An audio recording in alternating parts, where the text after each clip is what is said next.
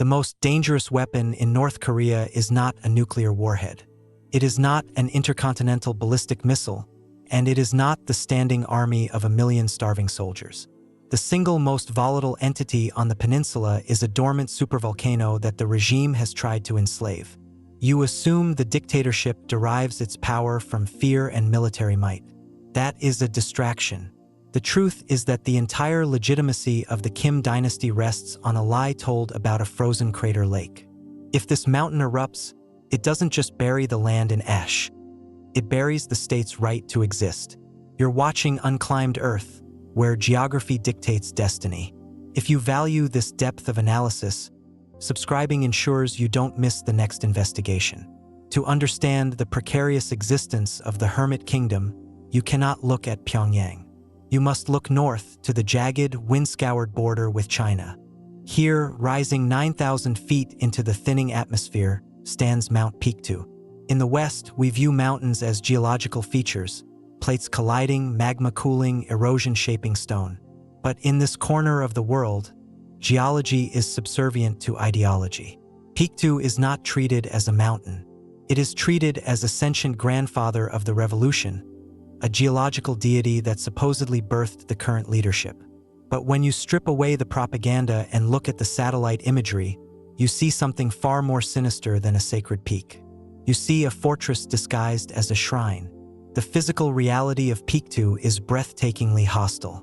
It is a massive caldera, formed by one of the most violent eruptions in human history, known as the Millennium Eruption. That blast was so powerful it sent ash as far as northern Japan, creating a void at the summit that filled with water to become Chanji, the Lake of Heaven.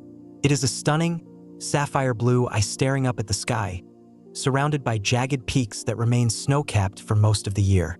However, the silence here is not the silence of peace. It is the silence of strict enforcement. This is a militarized zone where the natural wonder is held hostage by heavy weaponry. Access to the mountain is strictly controlled, filtered through layers of security checkpoints that would rival any nuclear facility. For the North Korean citizen, a pilgrimage here is not a vacation. It is a mandatory indoctrination session. They are bussed in, shivering in inadequate clothing, to stand in formation and weep at the brilliance of their leaders. But look closer at the terrain. The pristine granite cliffs have been vandalized on an industrial scale. This is one of the most shocking aspects of Paektu's modern existence. The regime has carved massive propaganda slogans directly into the face of the mountain. Characters 10 feet tall, deep enough to survive centuries of erosion, scream political loyalty into the wilderness. Long live the general and revolutionary spirit of Paektu are etched permanently into the rock. It is a branding of nature, a desperate attempt to force the geology to speak the language of the party.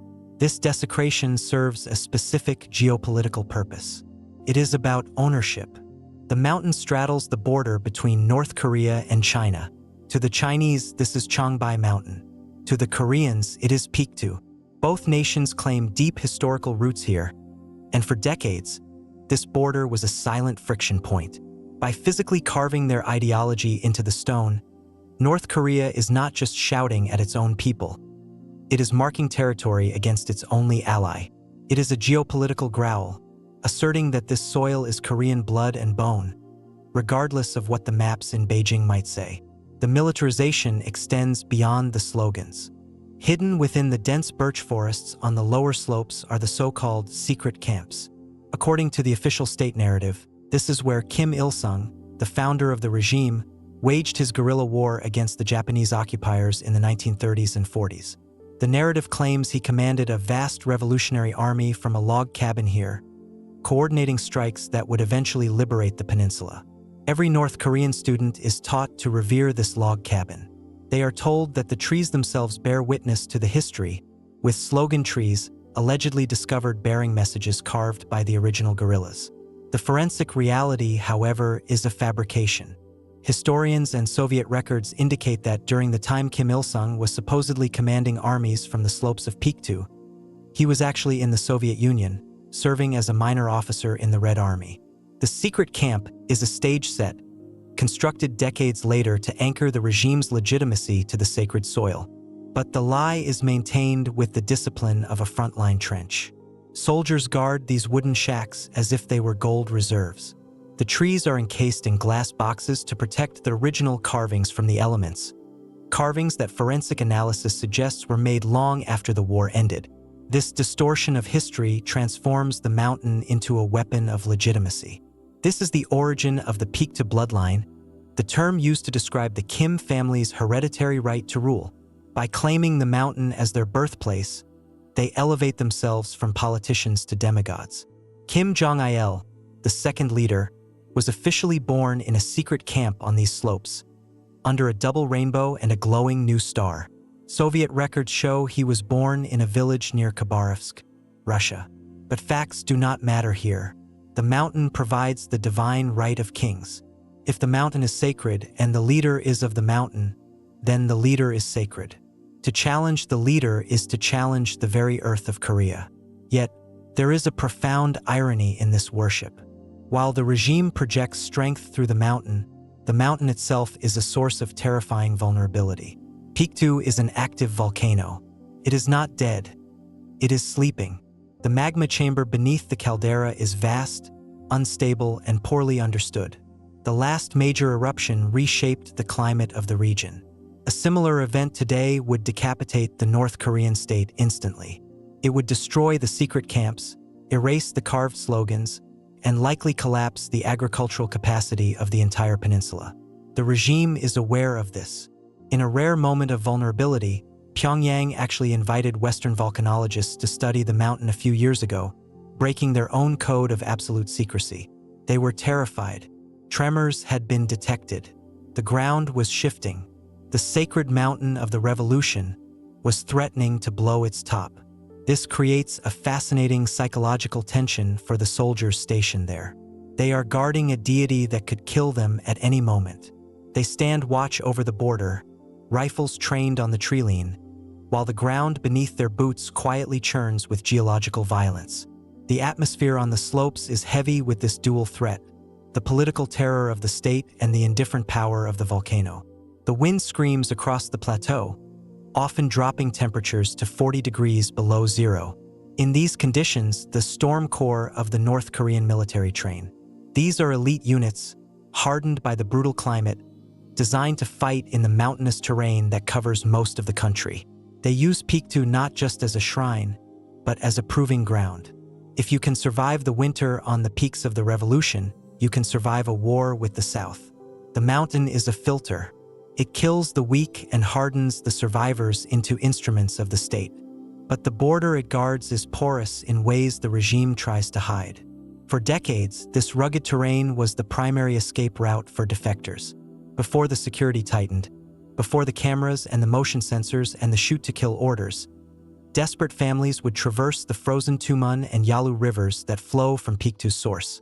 They moved through the shadows of the sacred mountain, using the cover of the revolutionary battle sites to flee the revolution itself. The regime responded by turning the natural wonder into a prison wall. Now, the base of the mountain is laced with barbed wire and traps. The pristine wilderness is a kill zone. As we push deeper into the geography of this forbidden place, we have to look at the specific sites that have been weaponized. It isn't just the summit. The entire ecosystem has been drafted into service. The larch forests, the waterfalls, the pumice plains, each has been assigned a role in the theater of the dictatorship.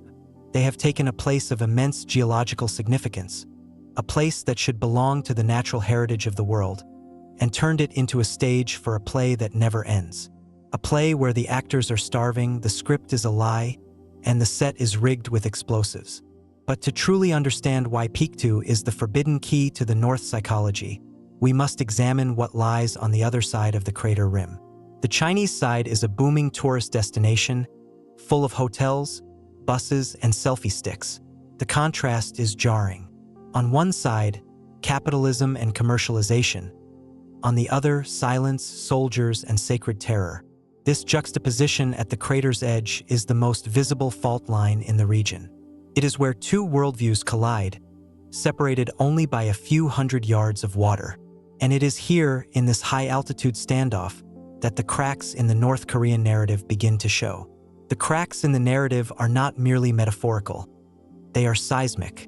While the regime projects an image of eternal stability onto the mountain, the ground beneath it is being subjected to a violence that threatens to undo the entire mythology. You might assume the greatest danger to this dormant supervolcano is the natural pressure building within its magma chamber. But the data suggests a far more volatile trigger.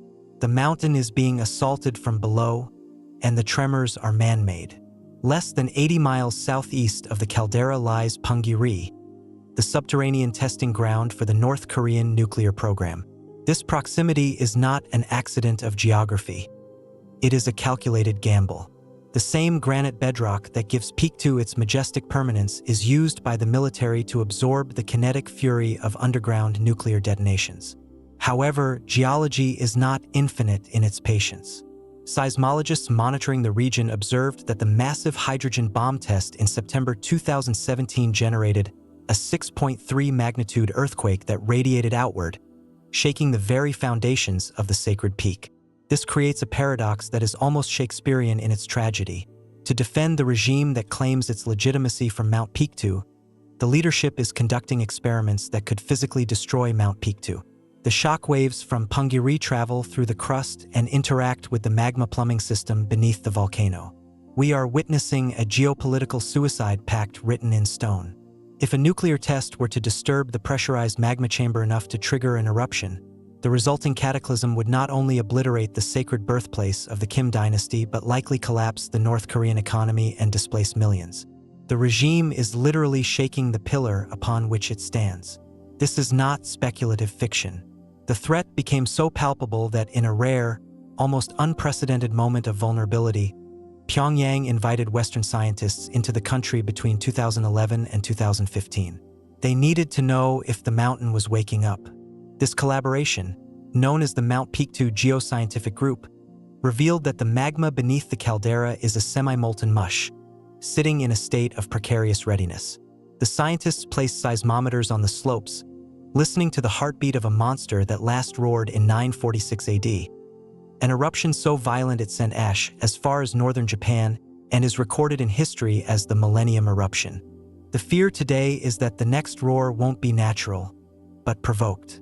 While the subterranean threat is invisible, the threat on the surface is blindingly obvious, yet rarely discussed in Western media. To understand the true tension of Paektu, you must look north, across the invisible line that bisects the crater lake. The northern half of the caldera belongs to China, where the mountain is known as Changbai. The contrast between the two sides of this single geological formation serves as the starkest economic indicator on the planet. On the Chinese side, Changbai is a booming commercial enterprise. If you were to stand on the North Korean rim and look across through high-powered optics, you wouldn't see soldiers or bunkers. You would see tourists in colorful parkas, selfie sticks, and the sleek infrastructure of a developed eco-tourism hub. The Wanda Group, a Chinese conglomerate, has poured billions into developing ski resorts, luxury hotels, and paved access roads that bring millions of visitors to the crater's edge every year. At night, the Chinese slopes are bathed in the glow of electric lights, a neon hum of prosperity that is clearly visible from the pitch-black darkness of the North Korean side. This visual disparity is a psychological weapon. For the North Korean border guards stationed in the unheated concrete pillboxes along the rim, the lights of Changbai are a nightly reminder of the widening gap between their hermit kingdom and the rest of the world. They are defending a sacred myth of self-reliance while staring directly at the undeniable success of global trade. It creates a friction that goes beyond borders. It is a friction of reality. If documenting these remote geopolitical flashpoints and the hidden mechanics of forbidden territories provides value to your understanding of the world, your support helps us continue mapping the unclimbed earth. The tension is exacerbated by a quiet but aggressive cultural war. Beijing has been systematically integrating the Changbai culture into its own national narrative, marketing the mountain as a historic Manchu homeland. For Pyongyang, this is an existential insult. They view Paektu as exclusively Korean, the spiritual ancestor of the Korean people. Seeing China brand it as a generic tourist attraction and worse, claiming historical ownership over the region's heritage through the Northeast Project, is viewed by the Kim regime as a soft power invasion. It is a territorial dispute fought not with tanks, but with brochures, UNESCO applications, and infrastructure projects. To counter this, North Korea has attempted to militarize the tourism experience. They have paved a new road to the summit and constructed the Samjian tourist zone at the mountain's base. A socialist utopia town built at breakneck speed by soldier builders known as shock brigades. But unlike the organic bustle of the Chinese side, Samjian is sterile, a stage set designed for a play that has no audience. The buildings are grand, the statues are imposing, but the streets are often empty. It is a Potemkin village built on the slopes of a volcano, designed to prove that North Korea can match Chinese modernity. But without the economic engine to sustain it, the zone feels like a monument to stubbornness rather than progress. The soldiers who man this frontier, the Storm Corps, face an enemy far more relentless than the Chinese tourists or the South Korean ideologies: the cold. Temperatures at the summit can drop to 40 degrees below zero. The wind creates a wind chill that freezes exposed skin in minutes. In these conditions, the sacred mountain demands a blood tax. Defector testimonies describe a life of brutal hardship for the mountain guardians. Frostbite is common, rations are often frozen solid, and the equipment is decades behind the sleek gear worn by the Chinese counterparts just a few hundred yards away. Yet, the indoctrination holds. The soldiers are taught that the biting wind is the breath of the general, a test of their revolutionary spirit. They are not just guarding a border, they are guarding the soul of the nation. This belief system weaponizes the landscape. Every blizzard is a history lesson. Every rock formation is a monument to the anti-Japanese guerrilla struggle of the 1930s. The regime has successfully overwritten the geological reality of the mountain with a political overlay so thick that for the average North Korean, the mountain is no longer a collection of basalt and water, but a living member of the ruling family. But even the most rigid propaganda cannot stop the flow of information completely. The border here, despite its sacred status, has historically been porous. In the famine years of the 1990s, the Tumun and Yalu rivers, which originate from Paektu, became escape routes. The mountain's rugged terrain, while deadly, offered cover for those desperate enough to flee. Today, that has changed. The border has been hardened. Wire fences, motion sensors, and increased patrols have turned the sacred sanctuary into a high-altitude prison wall. The regime has realized that the mountain's remoteness, once its greatest asset for guerrilla warfare, is now its greatest liability for defection. This hardening of the border has turned Paektu into a cul-de-sac. It is the end of the line. The geostrategic importance of this peak cannot be overstated. It sits at the intersection of three great powers: China, Russia, and the Korean Peninsula. It is the high ground in a neighborhood of giants. Control over Paektu is not just about mythology. It is about radar shadows, missile trajectories, and surveillance. From the peaks, the Korean People's Army can monitor air traffic deep into Manchuria. It is a natural fortress that commands the Northeast Asian theater. However, the true volatility lies in the uncertainty of the future. As the ice thaws in the spring, the water level in Heaven Lake rises, and the political calculations shift. The unspoken fear among intelligence analysts is what happens if the regime in Pyongyang collapses. In a vacuum of power, who secures the mountain? China would have a strategic imperative to move south to secure the nuclear sites and stabilize the border, potentially annexing the peak entirely under the guise of peacekeeping. South Korea claims the entire peninsula constitutionally, viewing the mountain as their lost heritage. The mountain would instantly transform from a symbol of unity into the flashpoint of a kinetic conflict between superpowers. The silence at the summit is deceptive.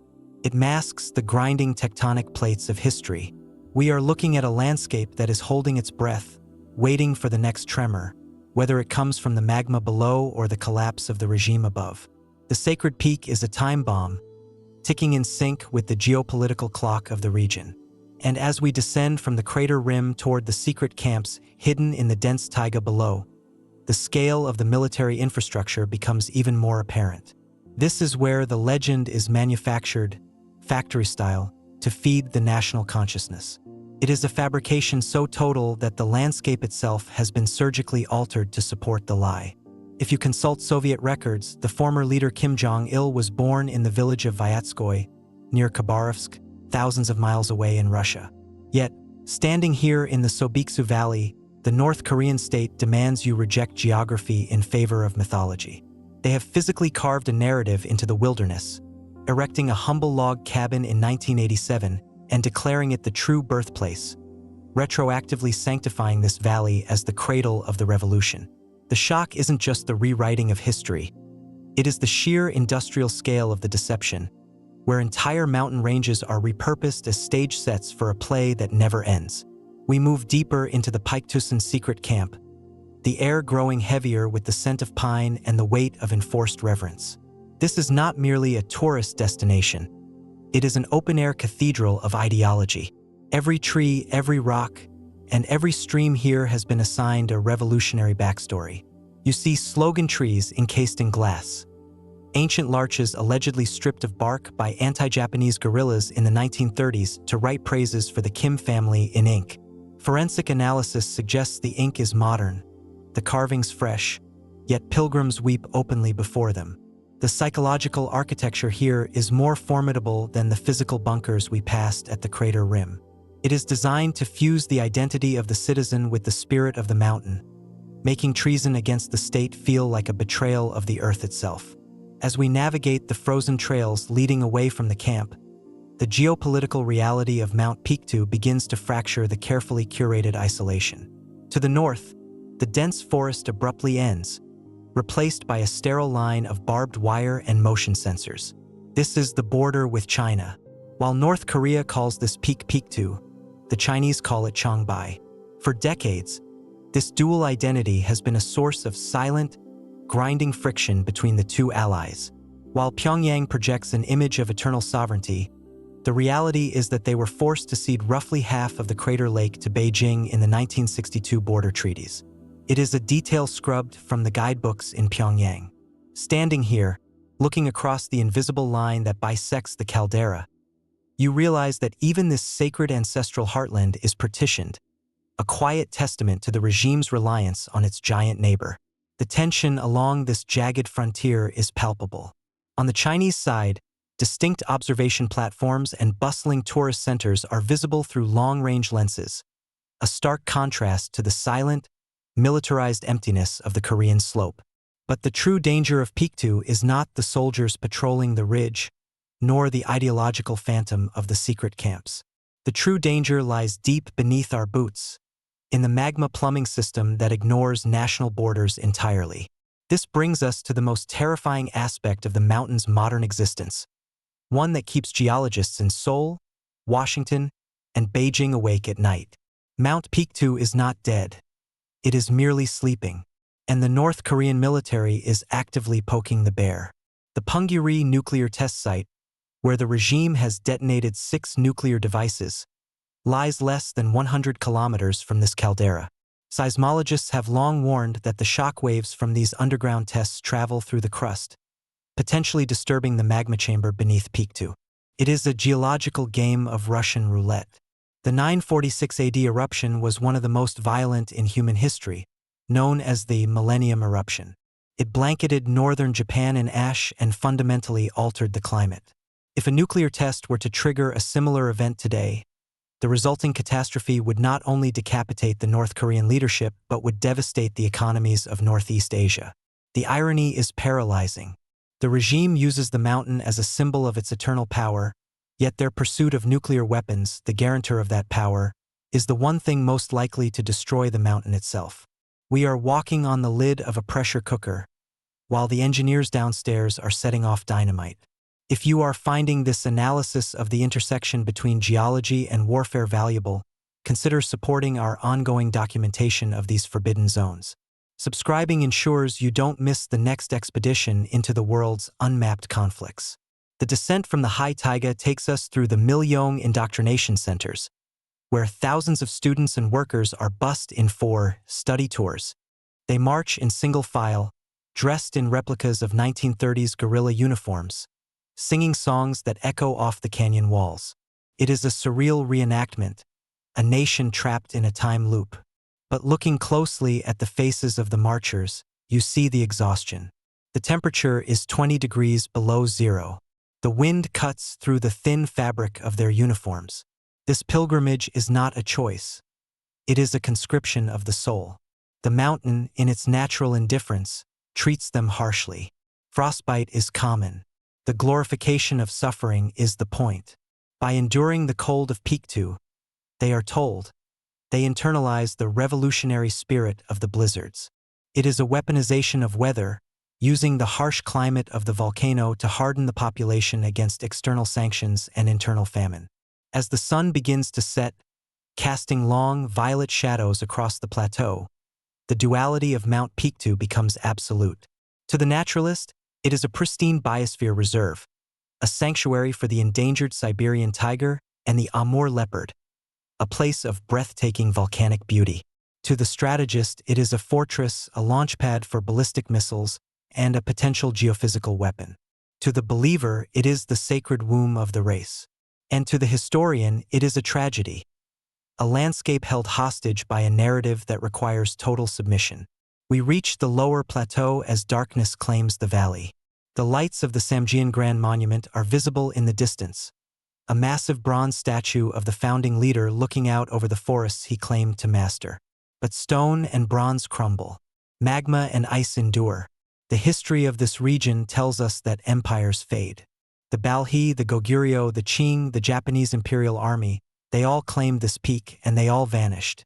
The Kim dynasty has etched its name deeper than most, carving it into the granite cliffs themselves. But geology operates on a timeline that mocks human ambition. The forbidden sacred peak stands silent now, the wind erasing the footprints of the soldiers and the pilgrims alike. It is a place of terrible beauty and manufactured myth, a ticking time bomb of rock and fire wrapped in the flag of a hermit kingdom. Whether it erupts in fire or political collapse, one thing is certain: Mount Paektu will remain long after the barbed wire has rusted into the soil. It is the only true immortal thing in this land of eternal leaders. And for now, it keeps its secrets buried under the ice, waiting for the thaw that must eventually come.